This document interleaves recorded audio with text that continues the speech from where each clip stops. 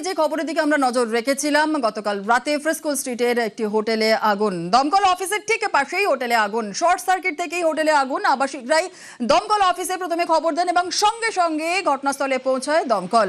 ৮০ জনকে উদ্ধার করা সম্ভব হয় এমনটাই জানানো হয়েছে। এবং এর পাশাপাশি আপনাদের জানিয়ে রাখি যে চিকিৎসা করাতে এসে বেঘোরে মৃতদের মধ্যে কয়েকজন বাংলাদেশি এমনটাই জানা যাচ্ছে। কলকাতা চিকিৎসা করাতে এসেছিলেন অনেকেই।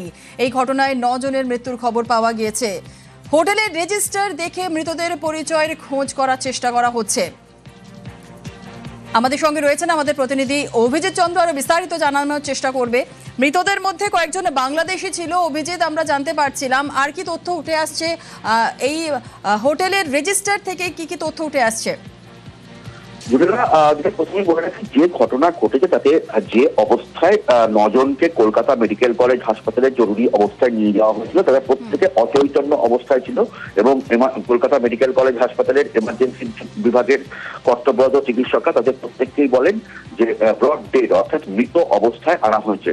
তবে সেইভাবে কোনো আগুনে ঝলসে যাওয়া বা আগুনে পুড়ে যাওয়ার চিহ্ন খুব একটা কিছু পাওয়া যায়নি। প্রত্যেকেই দম বন্ধ হয়ে মারা গেছে, সেরকমটাই মনে করা হচ্ছে প্রাথমিকভাবে। তবে আজকেই পোস্টমর্টেম হবে কলকাতা মেডিকেল কলেজের মর্গে এবং তারপরেই ময়নাতদন্তের রিপোর্টে বোঝা যাবে যে কি কারণে মৃত্যু হয়েছে। তবে প্রাথমিকভাবে যেটা জানা গেছে যে এদের মধ্যে বেশিরভাগই বাংলাদেশের নাগরিক। ৬ জন পুরুষ, ২ জন মহিলা এবং ১ জন মেল চাইল্ড, অর্থাৎ পুরুষ শিশু। এবং সেক্ষেত্রে বলা যেতে পারে যে এই যে ৯ জন এবং এর বাইরেও আরো ৬ জন তাদেরকে আহত অবস্থায়, অসুস্থ অবস্থায় তাদেরকে আশপাশের কোনো নার্সিং হোমে নিয়ে যাওয়া হয়েছে। তবে এই বিষয়ে এখনো পুলিশ নিশ্চিত নয় যে কোথায় নিয়ে যাওয়া হয়েছে, তবে খোঁজ চালানো হচ্ছে। পাশাপাশি এই যে এদের মধ্যে বেশ কয়েকজন বাংলাদেশের নাগরিক এমনটাই জানা গেছে, কারণ তারা চিকিৎসা সূত্রে কলকাতায় এসেছিলেন, গত কয়েকদিন হয়েছে। তবে প্রত্যেকেরই নাম পরিচয় এখনো পর্যন্ত জানা সম্ভব হয়নি, কারণ হোটেলের রেজিস্টার খাতা দেখে সমস্তটাই চেক করা হবে এবং অনেক ক্ষেত্রে পুলিশ মনে করে যে বেআইনিভাবে অনেক ক্ষেত্রে এই নাগরিক বাংলাদেশের নাগরিকরা তারা এখানে এসে এই ধরনের হোটেলগুলোতে থাকে এবং সেখানে ভুয়ো পরিচয় দেখিয়ে তারা থাকে। সেই বিষয়টাও খতিয়ে দেখা হচ্ছে। তবে এখনো পর্যন্ত ৯ জনের মৃত্যু নিশ্চিত করা হয়েছে কলকাতা মেডিকেল কলেজ হাসপাতালে। সেখানে এমার্জেন্সিতে নিয়ে যাওয়ার পরই আহত অবস্থায় কি কেউ কি ভর্তি রয়েছে হসপিটালে?